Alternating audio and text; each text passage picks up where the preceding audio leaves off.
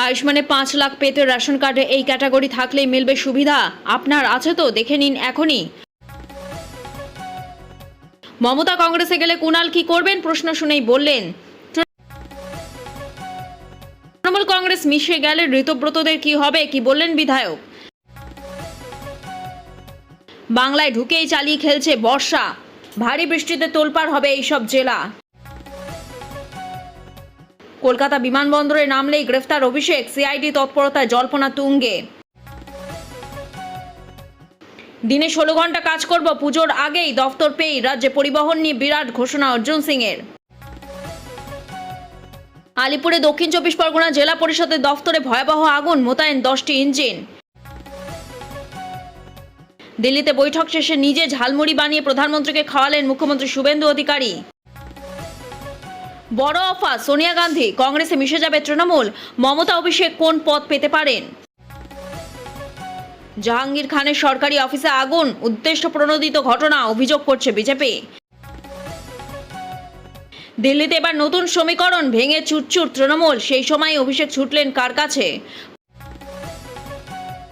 পদত্যাগ করতে গিয়ে তৃণমূল নেতার কান ধরে উঠবস, গ্রামবাসীদের বললেন ভাইরাল ভিডিও। রাহুল অভিষেকের 88 মিনিটের বৈঠকের পরই চূড়ান্ত হয়ে গেল সব। তৃণমূল কংগ্রেসে মিশিয়ে 28 বছর পর আবার হাত শিবিরে ফিরছেন মমতা বন্দ্যোপাধ্যায়। আরও ভাঙল তৃণমূলের ঘর, রাজ্যসভা সাংসদ পদ থেকে ইস্তফা সুস্মিতা দেবের। পদে পদে বিপদ অভিষেকের, এবার ডায়মন্ড হারবারেই দায়ের এফআইআর, উঠল মারাত্মক অভিযোগ। হরমুজের কাছে তেলের ট্যাঙ্কারে হামলা আমেরিকার, ভারতীয় নাগরিকদের বিপদ বুঝেই ছুটল নৌসেনার রুদ্ধশ্বাস অভিযানে, কি হলো তারপর। পুরুলিয়াতেও পুরুষ অন্নপূর্ণা, প্রশাসনের দ্বারস্থ এসইউসিআই নেতা। ডাকাতি পর মা মেয়েকে গণধর্ষণ, দুষ্কৃতী বাড়িতে হামলায় ক্ষিপ্ত জনতা। ক্ষোভের আগুনে মৃত 3, মুজফ্ফরাবাদে ভেঙে পড়ল পাক সেনার হেলিকপ্টার, মৃত 21। ক্ষোভের আগুনের জন্ম, সরকার বিরোধী আন্দোলনে আরশোলা। বিশ্বাসঘাতকদের ধর্মশালা নয় ভারত, লাভ জেহাদ নিয়ে কড়া বার্তা যোগীর। কলকাতা ফিরলেন মমতা, দিল্লি বিমানবন্দরে এসেও ফিরে যান অভিষেক, কিসের ভয়। বিদ্রোহী শিবিরে এখন 64, আমরাই তৃণমূল কংগ্রেসে মিশছি না, দাবি ঋতব্রতর। অভিষেকের খোঁজে বিমানবন্দর কর্তৃপক্ষের সঙ্গে যোগাযোগ সিআইডি, কলকাতায় ফিরলেই গ্রেফতার। ভারতীয় নাবিক থাকা জাহাজে হামলা, বন্ধু আমেরিকার, প্রকাশ্যে রুদ্ধশ্বাস মুহূর্তে কথোপকথন। কলকাতায় ফিরলেন মমতা, দিল্লি বিমানবন্দরে এসেও ফিরে যান অভিষেক, কিসের ভয়। 3 দিনে দিল্লি সফর সেরে কলকাতায় ফিরলেন তৃণমূল সুপ্রিমো মমতা বন্দ্যোপাধ্যায়, কিন্তু দেখা গেল না অভিষেক বন্দ্যোপাধ্যায়কে। শোনা যাচ্ছে কলকাতায় ফেরার জন্য তিনি দিল্লি বিমানবন্দরে গিয়েও ফিরে গিয়েছেন। ওয়াকিবহাল মহলের দাবি, নির্বাচনে আগে নানা রকম হুমকি দিলেও এবার ভয় কাটা খোদ সেনাপতি। সইজাল কাণ্ডে সিআইডি হাতে গ্রেফতার এড়াতে আরও একটা রাত রাজধানীতে কাটানোর সিদ্ধান্ত নিয়েছেন তিনি। অভিষেক বন্দ্যোপাধ্যায়ের বিরুদ্ধে দুর্নীতি অভিযোগ ভুরি ভুরি, ফলে দীর্ঘদিন ইডি সিবিআই স্ক্যানারে তিনি। তবে তৃণমূলে এই ভাঙনের মরশুমে তার অস্বস্তি বাড়িয়েছে সইজাল কাণ্ড। পরপর 3 বার সিআইডি হাজিরা এড়িয়েছেন তিনি। মঙ্গলবার বিকেল 5টায় তৃতীয় সমনের ডেডলাইন ছিল, তা সত্ত্বেও গত শনিবার দিল্লিতে উড়ে যান অভিষেক, কারণ ইন্ডিয়া জোটের বৈঠক। সেই বৈঠকে যোগ দিয়েছেন মমতা বন্দ্যোপাধ্যায়ও। দিল্লিতে তৃণমূল ও কংগ্রেসের সংযুক্তিকরণ নিয়েও দুদলের শীর্ষস্তরে আলোচনা হয় বলেই খবর। আর এই দিল্লিতে থাকাকে হাতিয়ার করে তৃতীয়বার সিআইডি হাজিরা এড়িয়ে যান অভিষেক। এরপরই তদন্তকারী সংস্থার তরফে যোগাযোগ করা হয় দমদম বিমানবন্দর কর্তৃপক্ষের সঙ্গে, খোঁজ নেওয়া হয় তার গতিবিধির। ফলে কলকাতায় নামলেই তার গ্রেফতারি আশঙ্কা উড়িয়ে দেওয়া যাচ্ছে না।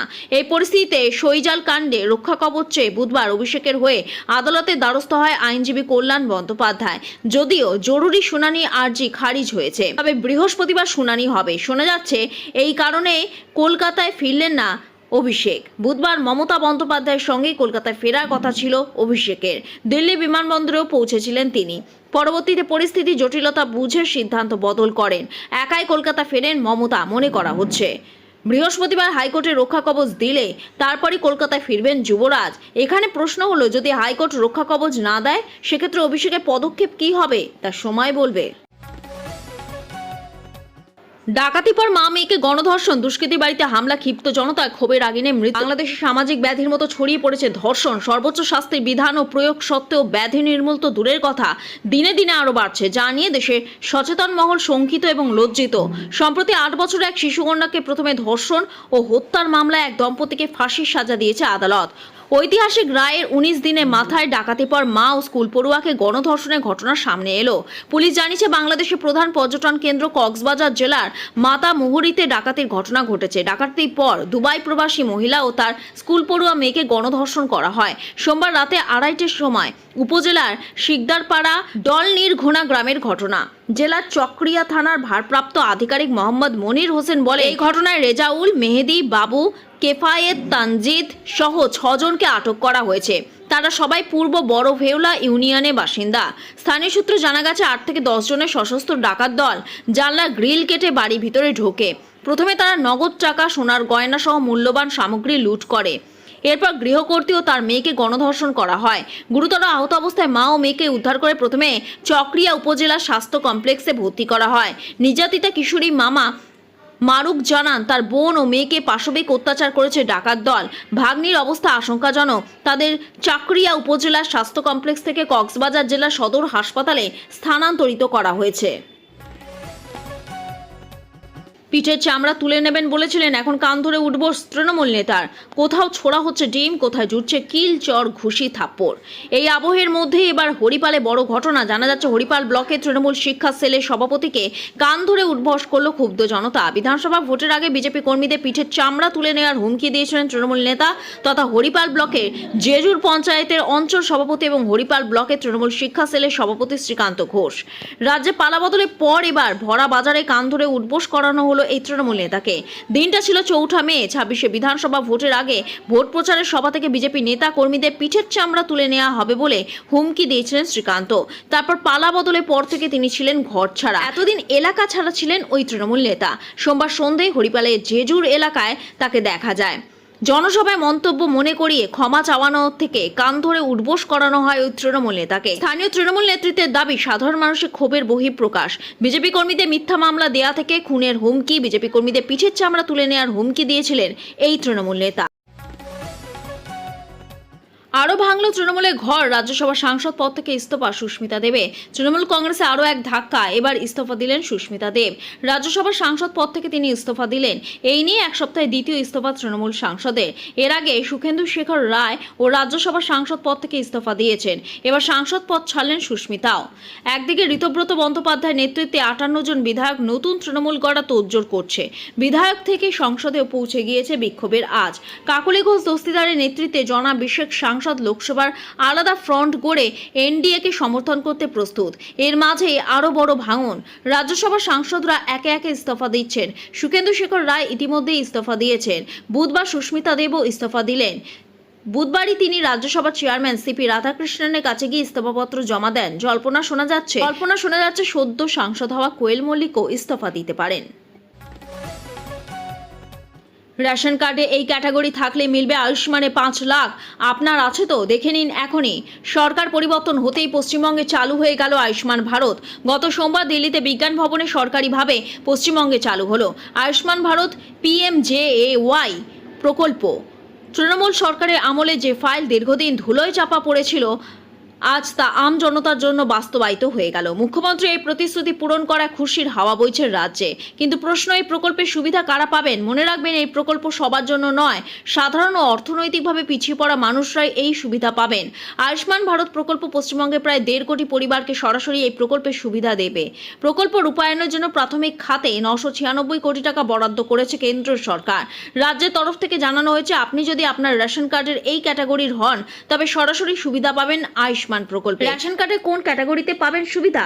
রাজ্য সরকারের নির্দেশ অনুযায়ী আপনি যদি অন্তোদয় অন্ন যোজনা AAY, বিশেষ অগ্রাধিকার প্রাপ্ত SPHH এবং অগ্রাধিকার প্রাপ্ত PHH ডিজিটাল রেশন কার্ডের অধীনে থেকে থাকেন, তবে আয়ুষ্মান প্রকল্প আপনার জন্য। তবে সমস্ত নথি খতিয়ে দেখার পরে আপনার প্রকৃত পরিচিত ক্রস চেক বা যাচাই করার পরই আপনার নাম কেন্দ্রের এই বীমা তালিকায় অন্তর্ভুক্ত করবেন সংশ্লিষ্ট আধিকারিকরা। আর জল্পনা নয়, রাহুল অভিষেকের 88 মিনিটের বৈঠকে পরই চূড়ান্ত হয়ে গেল সব।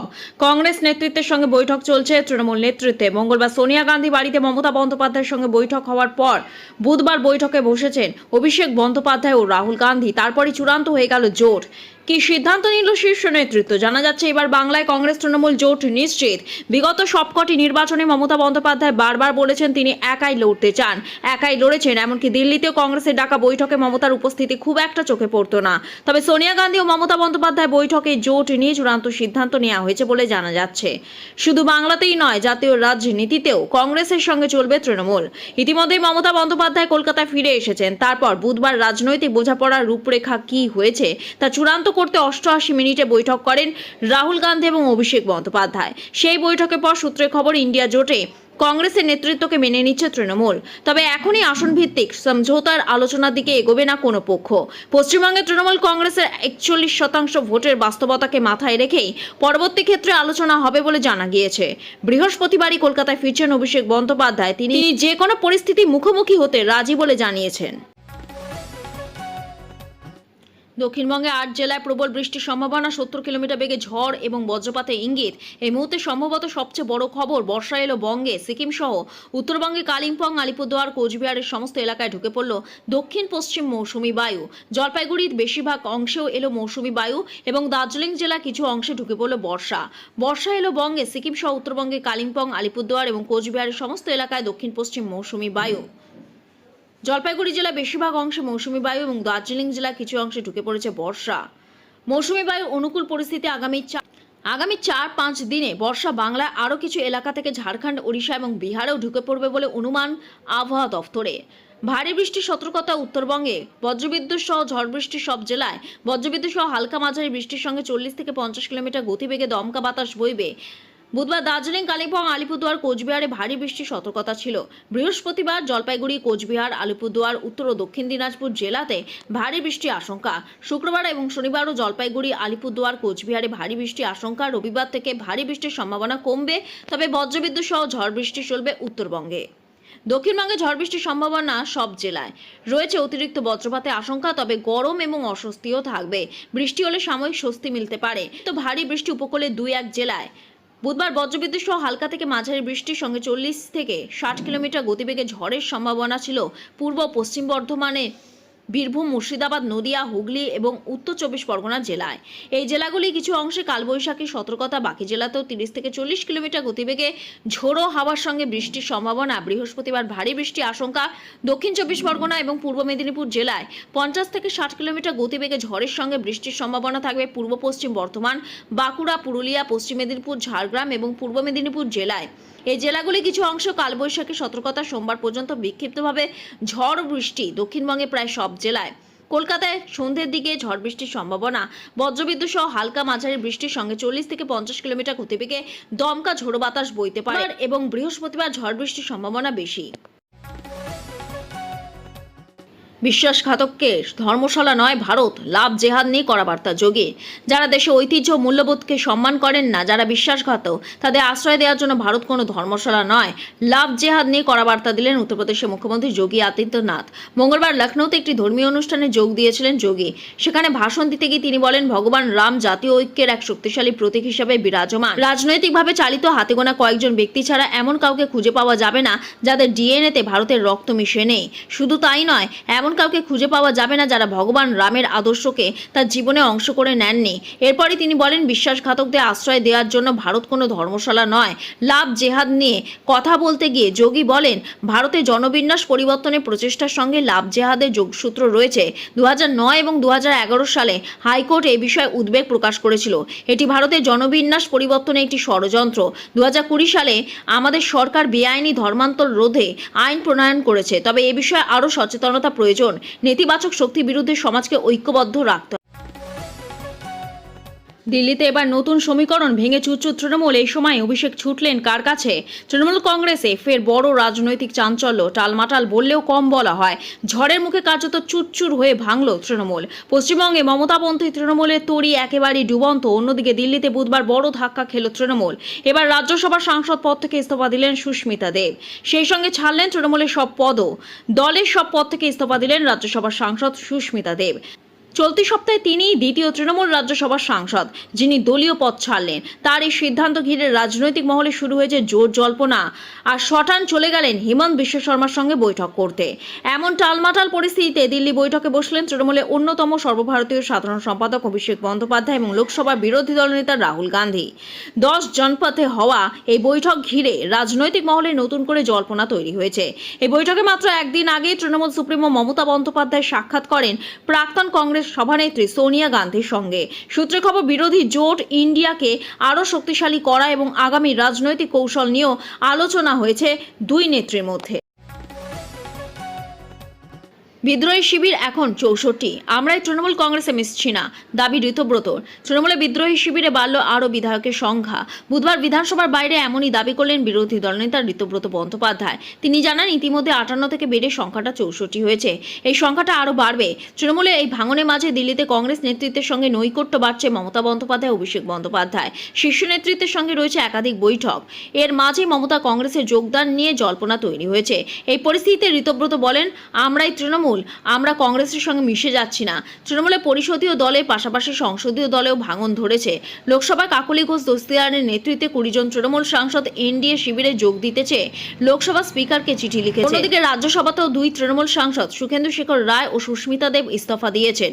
এই পরিস্থিতিতে সারসী চাপে মমতা বন্দ্যোপাধ্যায়, অভিষেক বন্দ্যোপাধ্যায় তারা দিল্লিতে সোনিয়া গান্ধী সহ কংগ্রেসের শীর্ষ নেতৃত্বের সঙ্গে লাগাতার বৈঠক করেছেন। সূত্র মারফত খবর, মমতাকে কংগ্রেসে যোগদানের প্রস্তাব দেওয়া হয়েছে। তৃণমূল নেত্রী মমতা কংগ্রেসে যোগ দেবেন কিনা তা নিয়ে জল্পনার মাঝেই রাজ্যে বিরোধী দলনেতা ঋতব্রত বন্দ্যোপাধ্যায় দাবি করলেন, তারাই তৃণমূল, কংগ্রেসের সঙ্গে তারা মিশে যাচ্ছেন না। লোকসভায় তৃণমূলের বিদ্রোহী শিবিরের সাংসদের তালিকা যে আরও বাড়বে তা আগেই জানিয়েছিলেন কাকলি ঘোষ দস্তিদার। এই আবহে শোনা যাচ্ছে বিদ্রোহী শিবিরের নাম লেখাতে চলেছেন মালা রায় ও সায়নী ঘোষ। কয়েকদিন আগেই পুরনো সব কমিটি ভেঙে দিয়ে নতুন কমিটি গড়েছে তৃণমূল। সেই কমিটিতে মালা রায় ও সায়নী ঘোষ ছিলেন। তারাও বিদ্রোহী শিবিরের নাম লেখাতে চলেছেন বলে জল্পনা ছড়াতে ফের একবার তিনি বলেন, অভিষেকের সং আছে, গঠন নেই। বিরোধী দলনেতা বলেন, সংখ্যাটা 64 পেরিয়ে গিয়েছে, আগামীকাল হয়তো সংখ্যাটা 65 হয়ে যাবে। এই ভাঙন চলতে থাকবে। কে কোথায় কার সঙ্গে ব্যক্তিগত স্তরে বৈঠক করছে তা নিয়ে আমরা কিছু বলতে পারবো না। আমরাই তৃণমূল, আমরা কংগ্রেসের সঙ্গে মিশছি না। আলিপুরের সরকারি অফিসে ভয়ঙ্কর অগ্নিকাণ্ডের নেপথ্যে ষড়যন্ত্র, দায়ের এফআইআর। আলিপুরের সরকারি অফিসে অগ্নিকাণ্ডের ঘটনায় এবার দায়ের হলো এফআইআর। এই ঘটনায় অজ্ঞাত পরিচয় ব্যক্তিদের বিরুদ্ধে আলিপুর থানায় একটি লিখিত অভিযোগ দায়ের করেন দক্ষিণ 24 পরগনা অতিরিক্ত জেলা শাসক। ভয়ঙ্কর এই অগ্নিকাণ্ডের নেপথ্যে কোনো ষড়যন্ত্র রয়েছে কিনা তা জানতে তদন্তের দাবি জানান তিনি। মঙ্গলবার সকাল 9:30 নাগাদ আলিপুরের নতুন প্রশাসনিক ভবনে অবস্থিত দক্ষিণ 24 পরগনা জেলা অতিরিক্ত জেলা শাসকের দফতরে আগুন লাগে। বঙ্গ রাজনীতি চর্চিত নাম জাহাঙ্গীর খানের অফিসও ছিল সেখানে। খবর পেয়ে দমকল বাহিনী, পুলিশ এবং ডিজাস্টার ম্যানেজমেন্ট গ্রুপ আগুন নেভানো কাজে হাত লাগান, কিন্তু রাত পর্যন্ত আগুন পুরোপুরি নেভেনি। এই পরিস্থিতিতে নিজের অফিসে অগ্নিকাণ্ডের সঠিক কারণ জানতে আলিপুর থানায় একটি এফআইআর দায়ের করেছেন এডিএম। পুলিশ জানিয়েছে ঘটনাস্থলটি সম্পূর্ণভাবে ঘিরে ফেলা হয়েছে। ইতিমধ্যে সেখানে মোতায়েন করা হয়েছে পুলিশ পিকেট। আগুন লাগার প্রকৃত কারণ জানতে শীঘ্রই ফরেনসিক বিশেষজ্ঞদের একটি দল ঘটনাস্থল পরিদর্শনে যাবে। তাদের মতামত ও তদন্তের ভিত্তিতে অগ্নিকাণ্ডের উৎস সম্পর্কে নিশ্চিত হওয়া যাবে। তদন্তের স্বার্থে সমস্ত দিক খতিয়ে দেখছেন তদন্তকারীরা।